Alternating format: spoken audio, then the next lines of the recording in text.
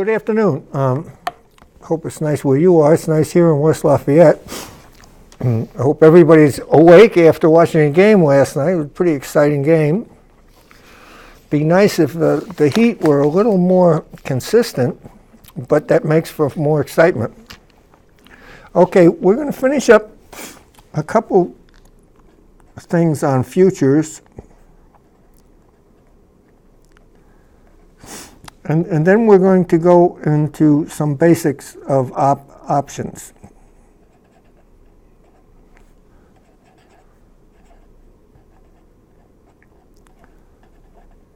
Remember we said that two of the most common form of derivatives are these futures and these options. Okay. Let's talk a little bit about futures first.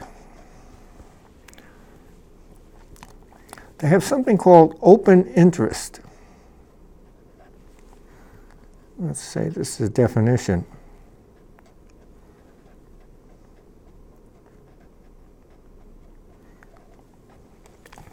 And this equals the total number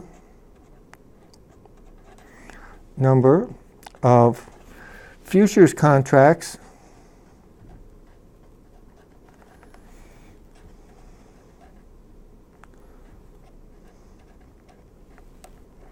outstanding.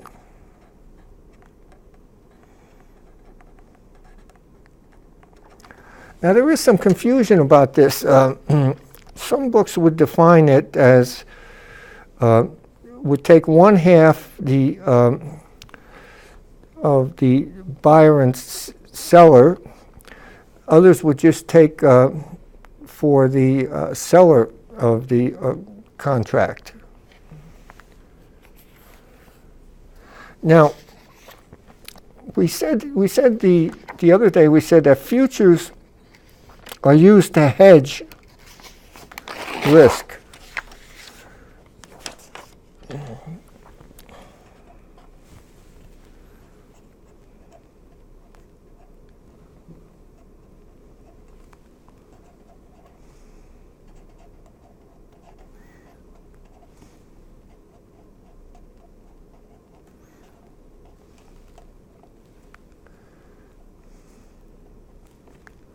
In other words, reduce or eliminate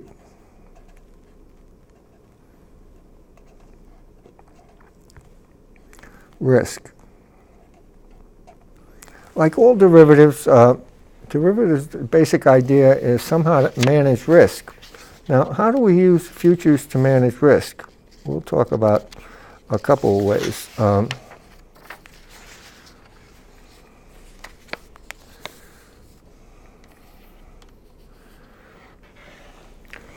The so-called perfect hedge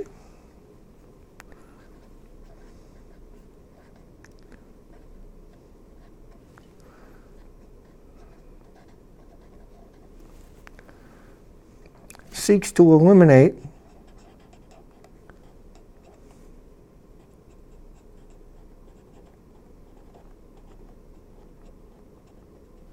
all risk.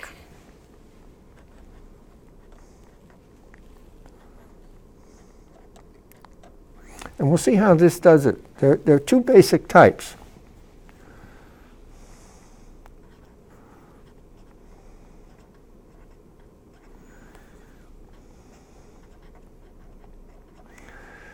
And these two basic types are, one, the long, of course this is perfect, hedge, and two,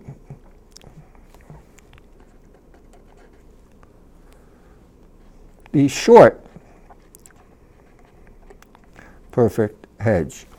So we have a long hedge and a short hedge. Okay, let's look at the long hedge first here.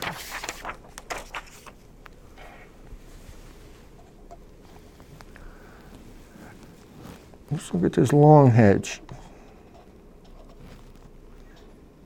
Perfect hedge.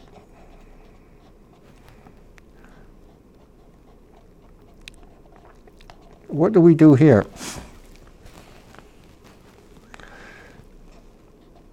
The asset is currently not held.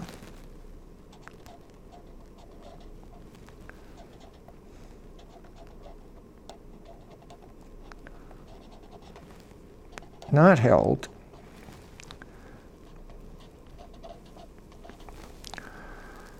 So futures are purchased.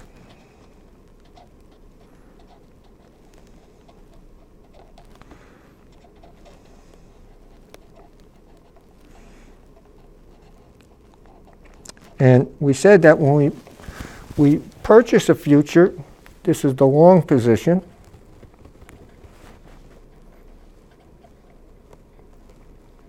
Hence the term long hedge. To lock in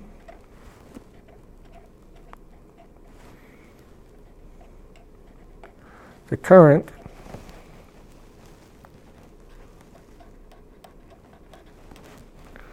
and it's the futures price that we're locking in.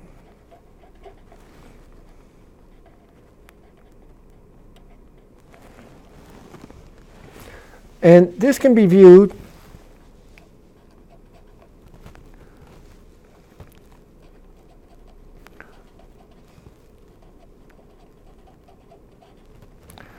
as buying the asset early.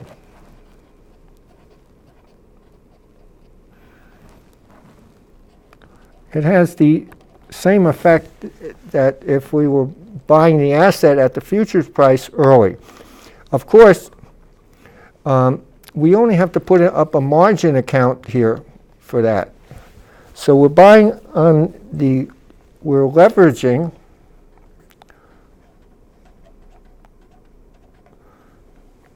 because we don't have to put up the total amount to purchase that. All we have to do is put up a margin.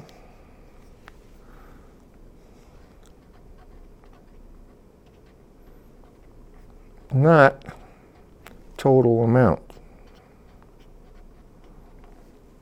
of dollars. So futures and options are a way to leverage your money.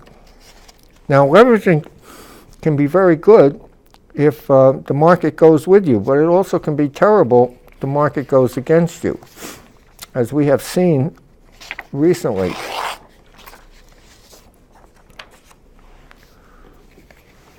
Okay, now let's look at the short hedge.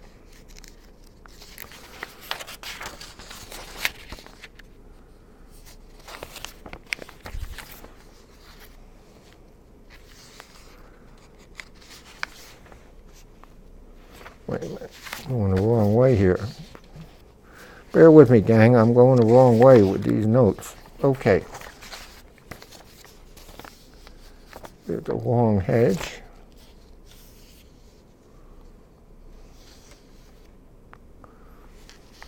Let's look at the short.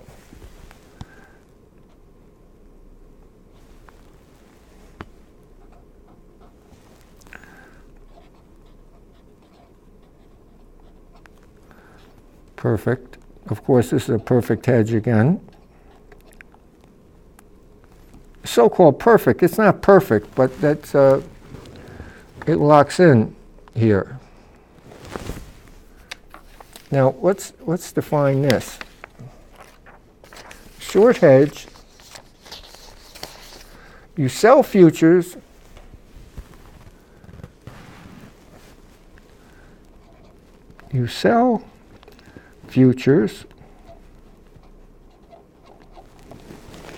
which is, of course, the short position.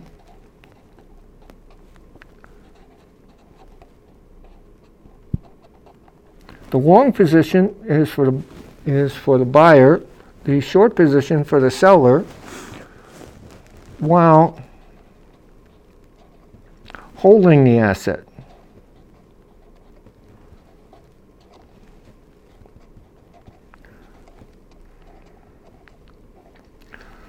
So you hold the asset, but you sell the futures.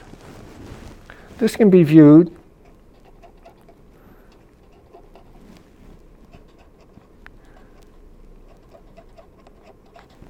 as selling the asset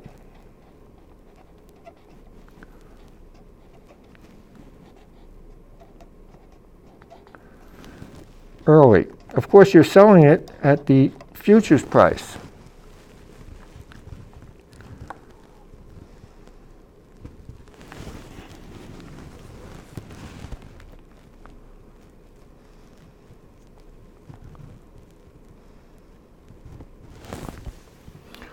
Okay, so if you agree to sell,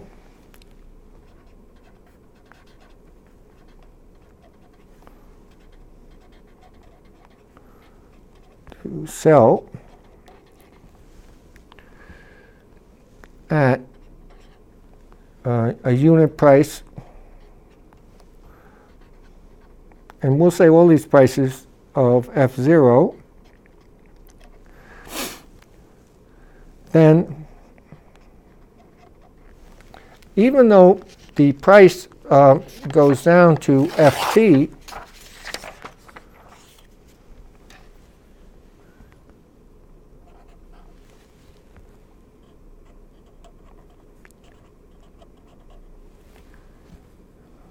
even if the price goes down to Ft, okay, so you can view this as a spot price at time t, you don't lose any money. Do not lose any money. Why? Because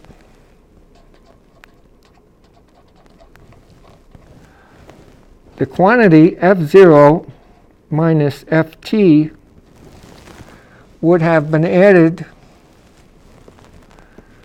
we'll say F0 times Ft times the, let's say, times the contract amount. In other words, if it's corn, it'd be the number of bushels, would have been added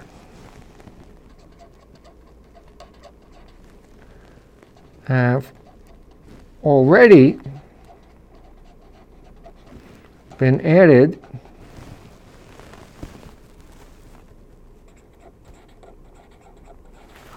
to your margin account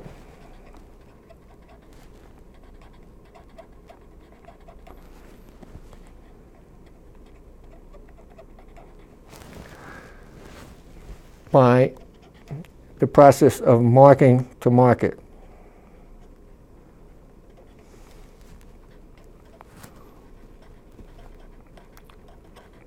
So this marking to market keeps our current prices, keeps the prices current. Okay. Now, there are other kinds of hedges we could talk about.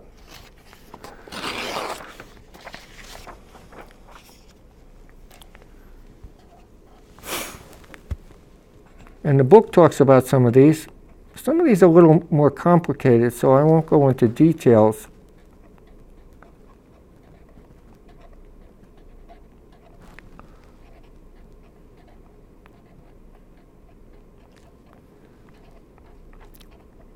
Now remember, on the futures, when we use futures, we're really getting a lot of leverage because all we have to do is put up a margin account. We don't have to put up the entire amount until we take delivery. Okay, and the book talks about two other ones. The minimum variance hedge.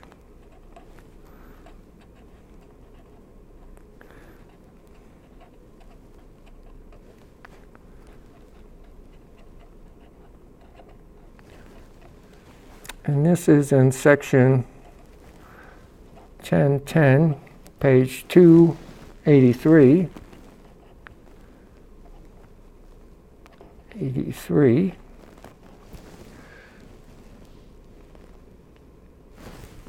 Okay.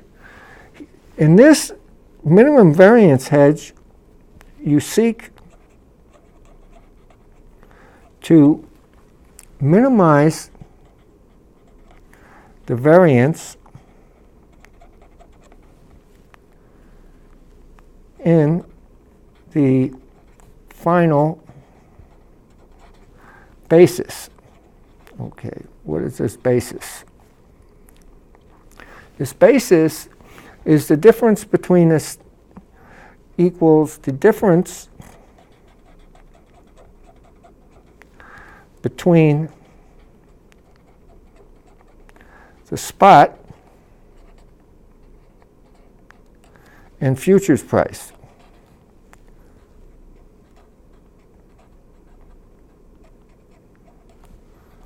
See, we'll always have, or typically we'll have some difference. With the spot price is what you can buy it at now, and the futures price is what you want to lock in. And two, we have the so-called optimal hedge.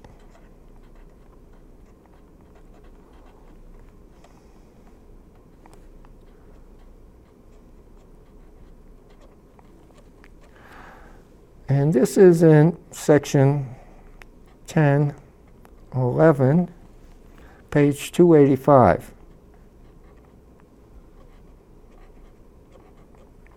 Okay. This optimal hedge accounts for the investor's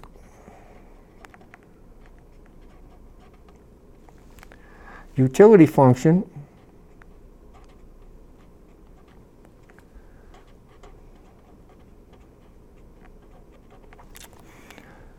and risk aversion. Of course, you have the utility function, you know about the risk aversion here. Okay, let's see if we have anything else here. Futures before we go into options.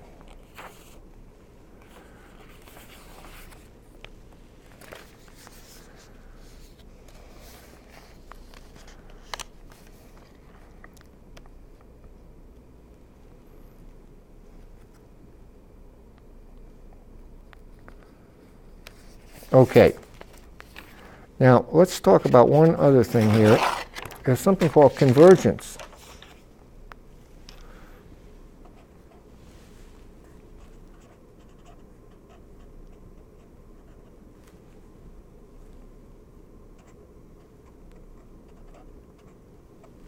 Okay.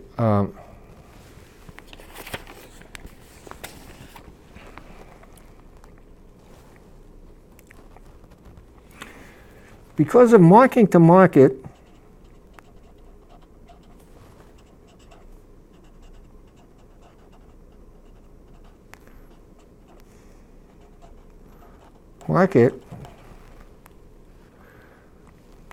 at the delivery date,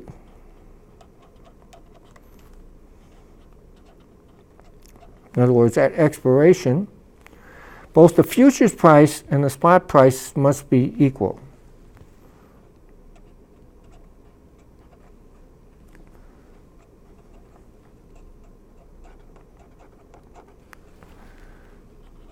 Price and the spot price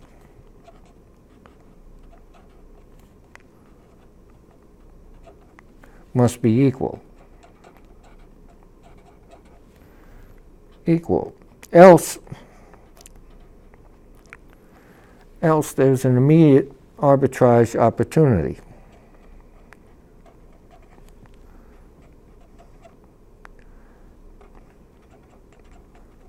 Would be an immediate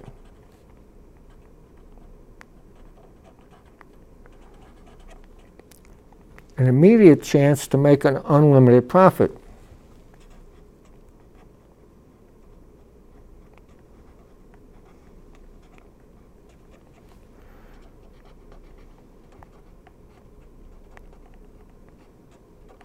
Gee, okay. So this is what we mean by convergence. However, before it settles, before delivery, the spot price and the futures price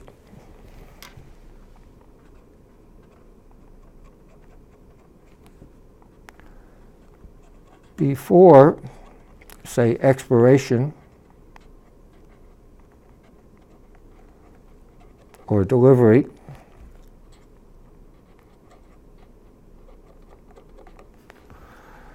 the spot price and future price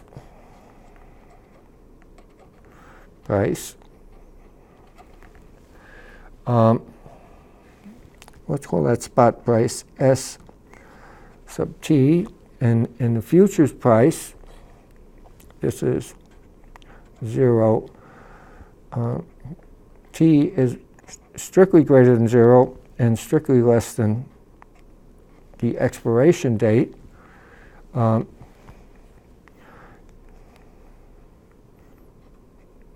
say FT can differ. And the amount that they differ is called the basis.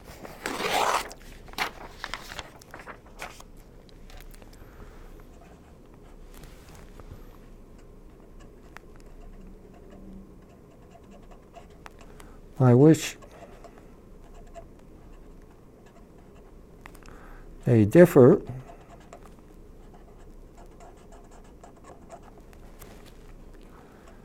is called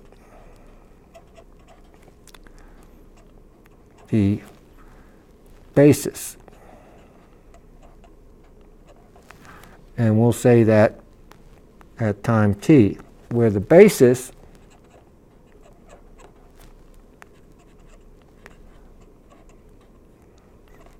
the value of the basis at time t equals the spot price at time t minus the future price at time t. Okay. Now remember, if little t equals capital T, then they have to be equal.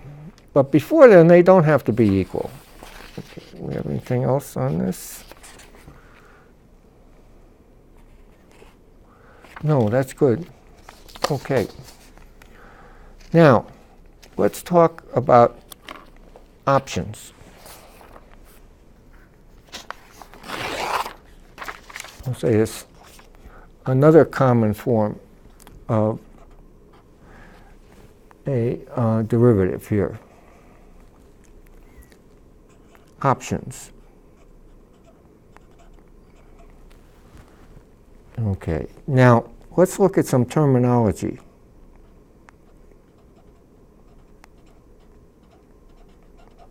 And in these derivatives, when we study derivatives, there's a lot of terminology. The concepts are pretty easy, but sometimes the terminology can get you. So try to remember this terminology before we go through it. Okay.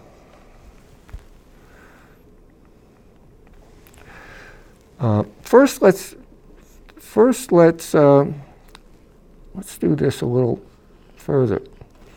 What's the definition of an option?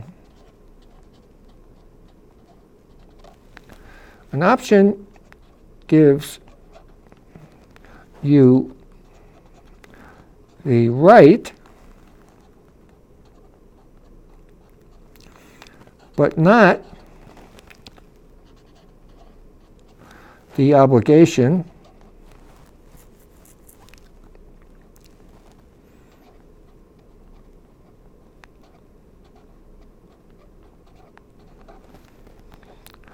to purchase or sell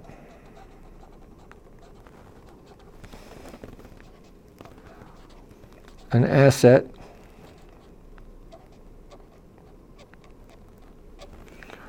at a fixed price.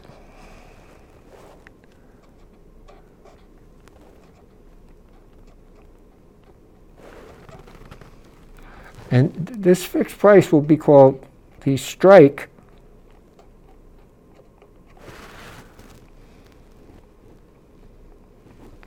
or exercise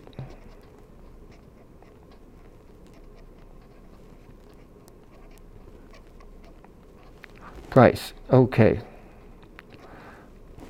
So here, the critical difference here is that we only have we just gives us the right to purchase it, the asset. We don't have the obligation. The obligation to purchase is, this is what we have in a futures. In the futures, once we enter a futures contract, we are obliged to either buy or sell that. Okay, now let's look about some terminology.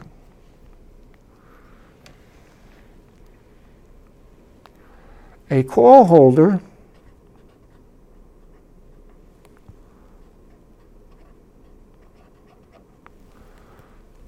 so we have call holder buys. If you have a call option, that's about an option to buy or purchase the asset. And the call writer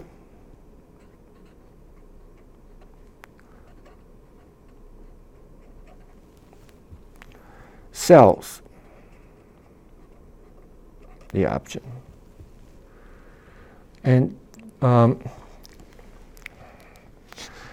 let's talk about the different options here. We have two types of options.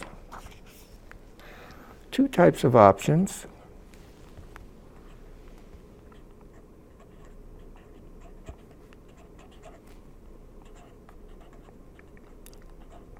And we should have said this before that. We have a call option.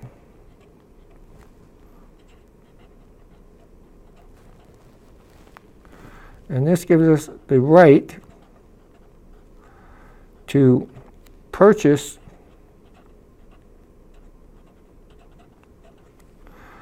the asset. Okay. And then we have a put option.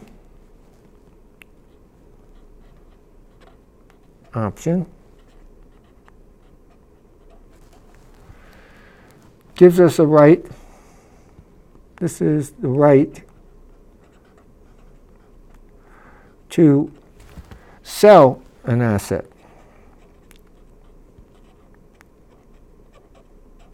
Of course, we specify the price and the time that you must specify these things.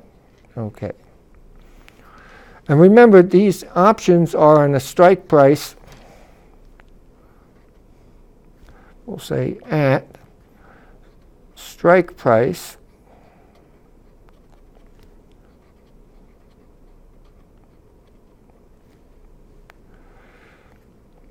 and this strike could be exercise price,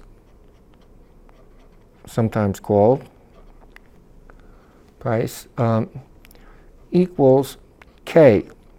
And most texts will use K for the strike price of the option. So there's some consistency here. Okay. But you have a lot of terminology here. You have to do this.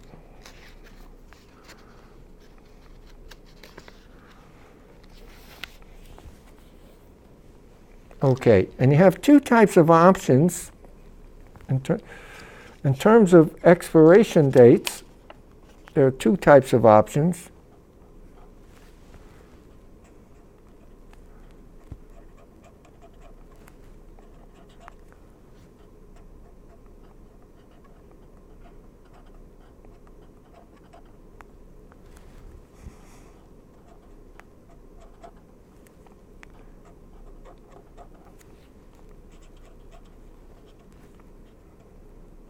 We'll say two kinds of options. And we have one is called a European option.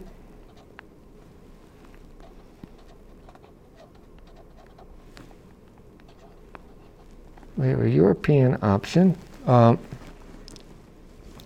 And a European option, this can be exercised, can only be exercised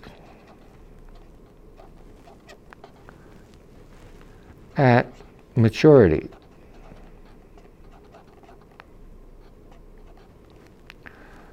Equals time, say, cap t.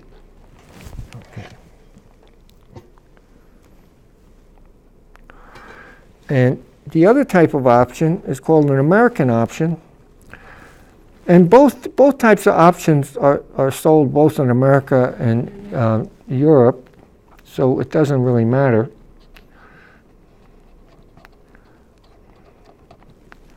Option can be exercised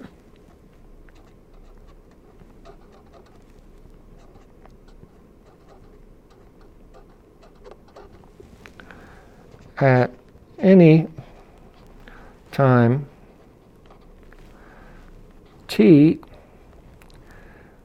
in 0 to cap t. Okay, so anytime you can exercise an American option. Obviously, you probably wouldn't want to exercise it at the time you purchase it. Okay, now let's look at some more things about options.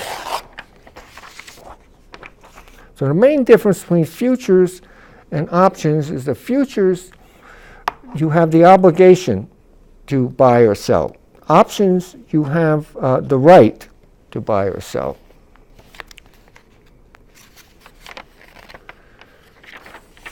Okay, now let's look at something here. This will be good. The value and profit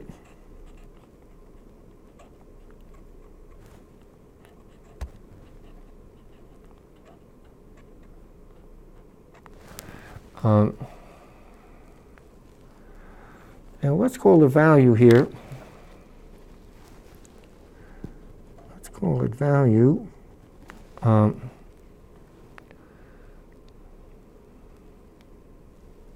don't know why I have that.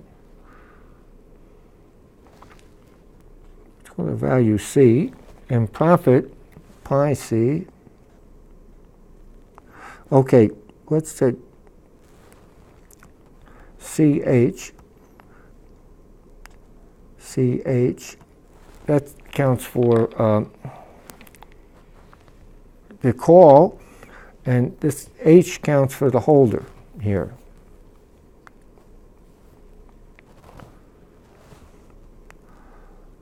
To the call holder.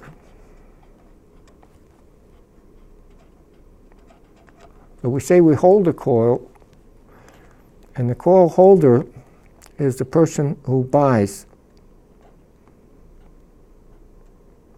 the option. Okay. Remember, a call option gives us a right to purchase at a certain price. Let's let S be the spot price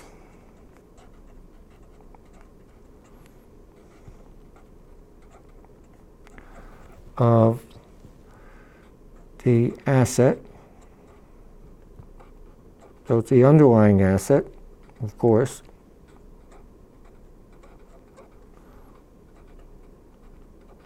Asset at expiration.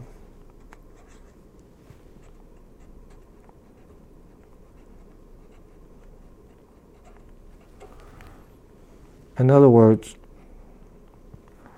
S equals S at time t. Okay. Then the call value,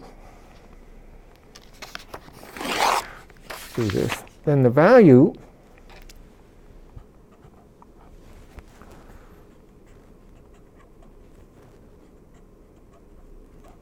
value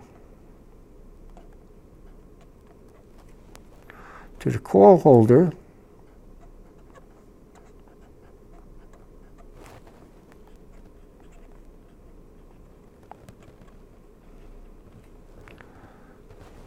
is what? Is the value, we have C and we're holding it, equals the maximum of S minus K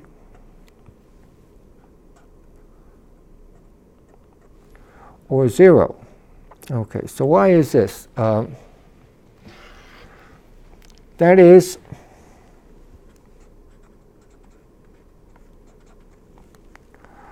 you only exercise the call option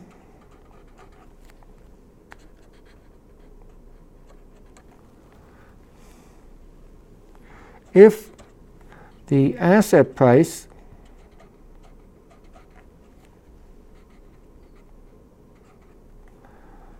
S at expiration is greater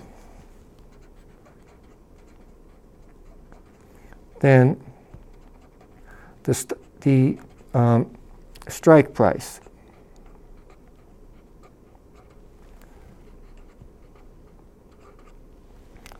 In other words, what do you do? In this case, you buy at K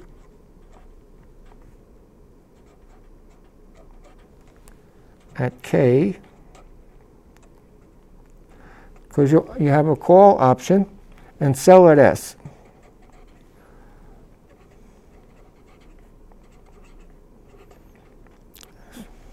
Okay. So if S minus K is positive, you have a value for holding this option here. Now, if K is greater than S, then it clearly doesn't pay you to exercise this option. Okay.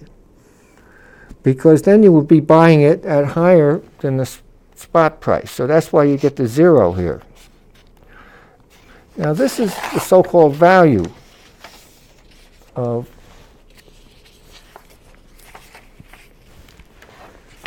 the call option. Now let's talk about the profit for the call holder.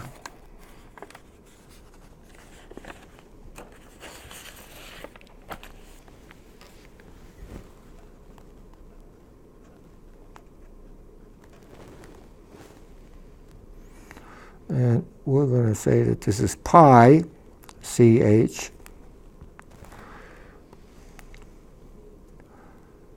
to the call holder.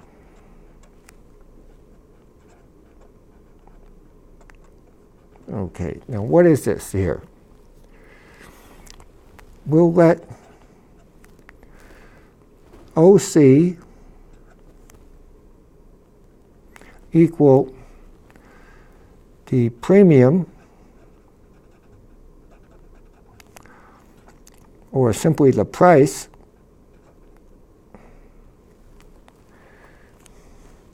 of the call option.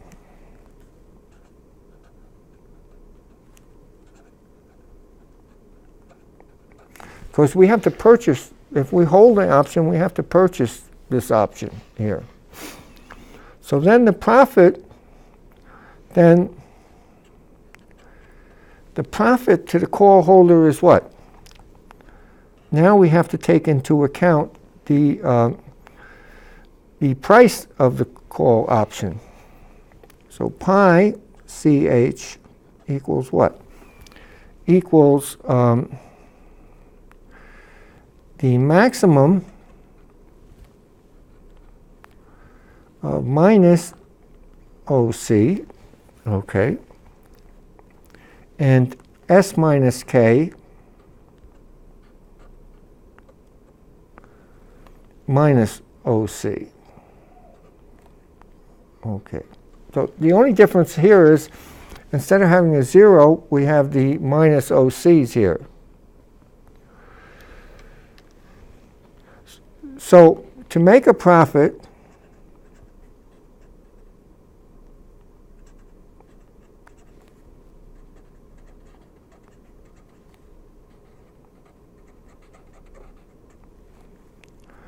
the call holder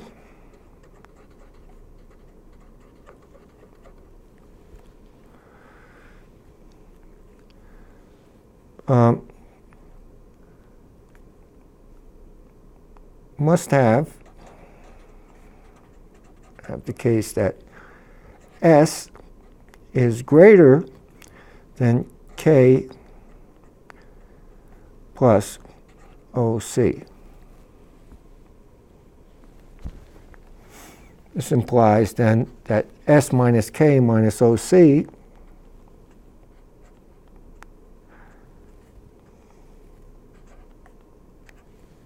is greater than 0. Okay. So that the spot price must be greater than the exercise price plus the premium or the price of the option. Okay. Now let's do a little more terminology. So a lot of terminology here. I apologize for that, but that's what's in the field. More terminology.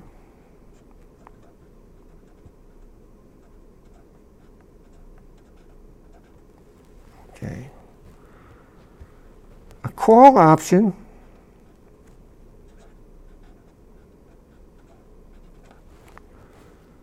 is termed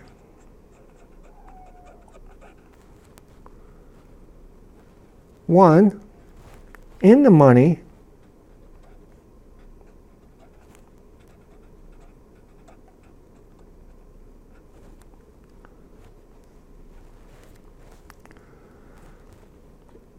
or secondly, at the money,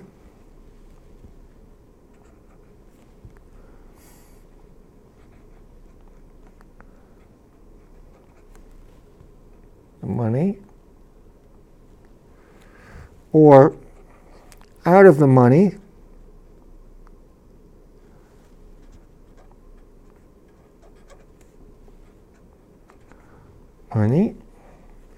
according as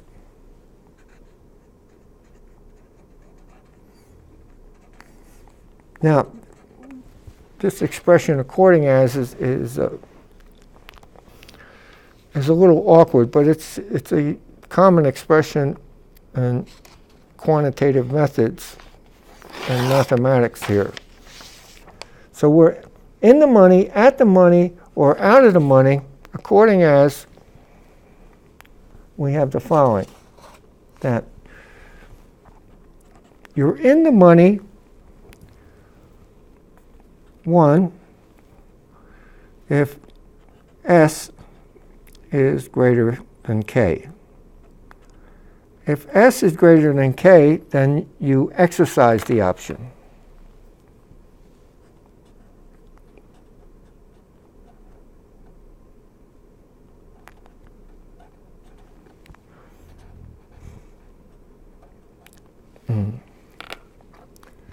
And if S exactly equals K,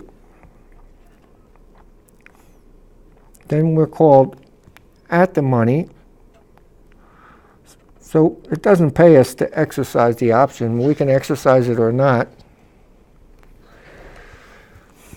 And 3, if the spot price is less than the exercise price, then it clearly doesn't pay to exercise that.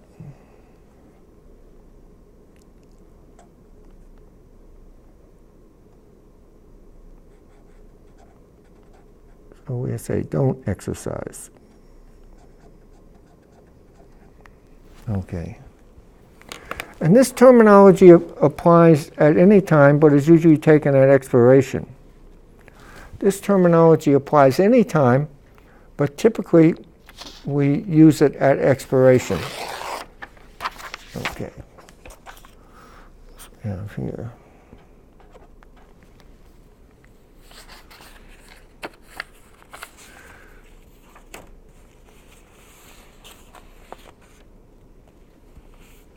Now, note that put options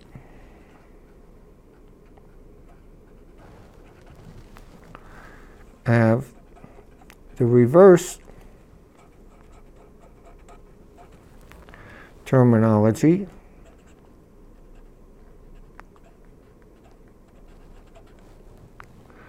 since payoffs and profits at exercise, since the value at exercise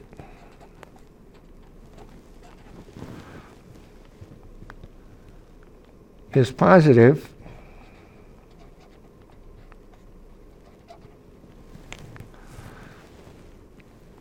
only if S is less than K.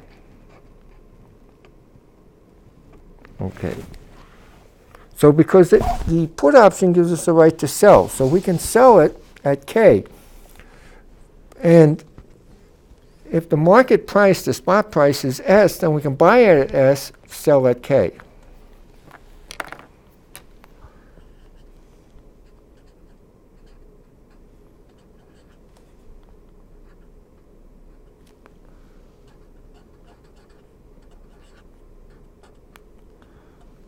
So then we make an amount S minus K here.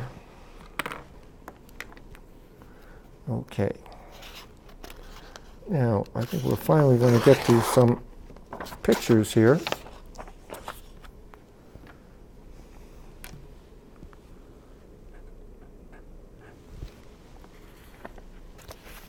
Good. Okay, let's look at a diagram graphically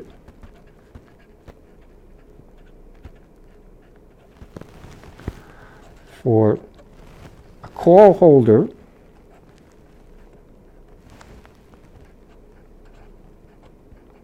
we have the following. Let's plot here dollars on the vertical, and let's plot on the horizontal S.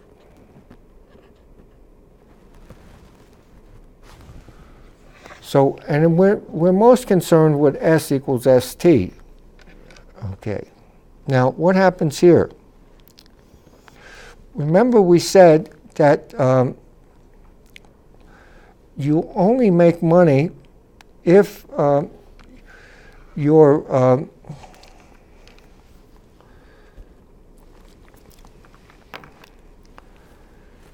if the spot price is higher than the exercise price. So here's what happens. We go along here. We call this guy K. And we go up here. And this is 45 degrees.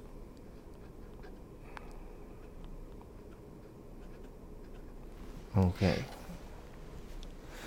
Now, if we put in the profit, so this is the value, the call holder.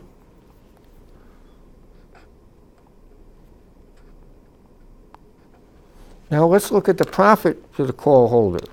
Well, if S is less than K, and we'll typically look at S at expiration here, then we have a negative amount because we have to pay for this option premium. So this is the amount OC. Okay. And this is pi CH.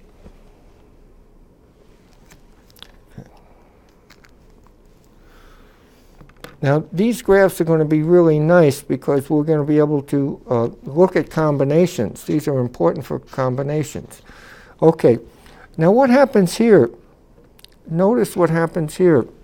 That this implies what? That we have the potential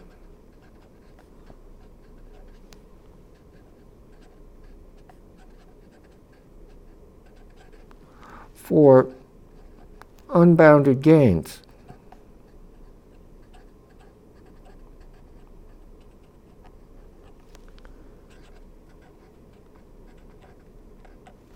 But we have bounded losses, but only have bounded losses, but losses are bounded.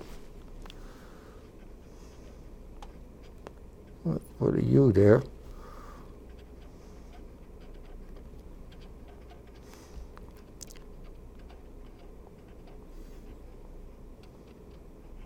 So this looks like a good deal here. We make a profit if we have that S minus K minus OC is positive. And the only thing we lose is the price that we paid for the option. Okay.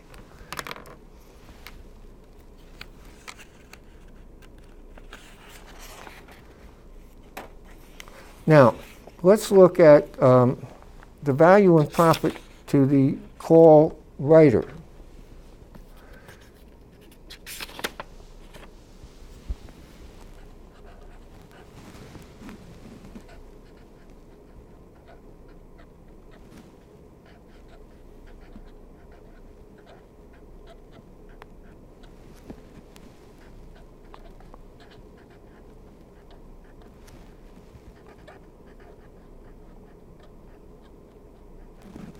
Okay. The writer is the one who sells that call here. Okay, so what do we have here? Let's look at this.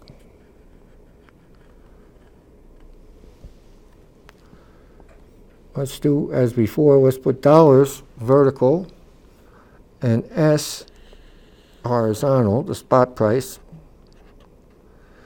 And typically,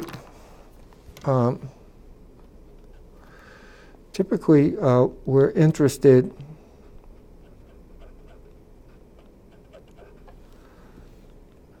in S equals S at expiration.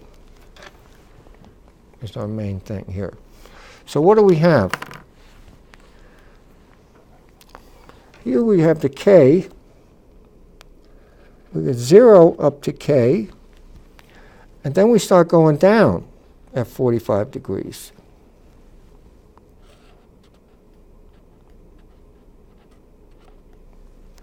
This is our K. Okay. Now, what do we have here?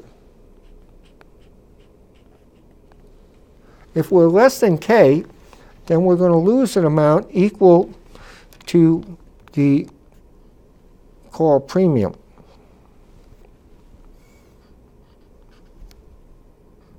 Actually, we gain this amount. So we write it, the one who holds it has to pay our call premium. So what do we have here? We have, let's do this like a little, yeah, good. That's not so good.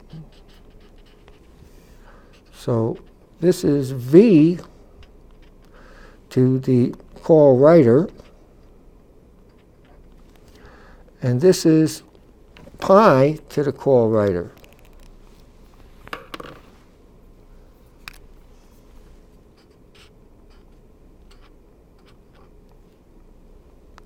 Okay. Now, let's look at this one. This guy has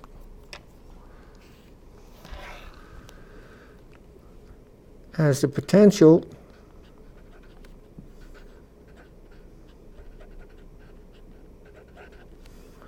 for unbounded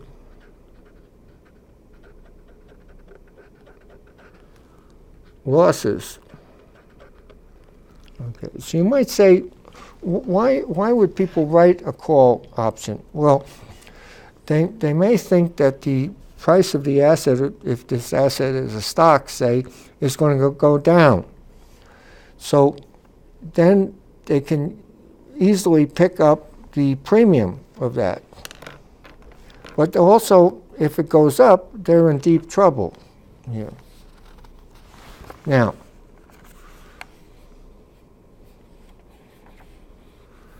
let's look at the value and profit to a put holder.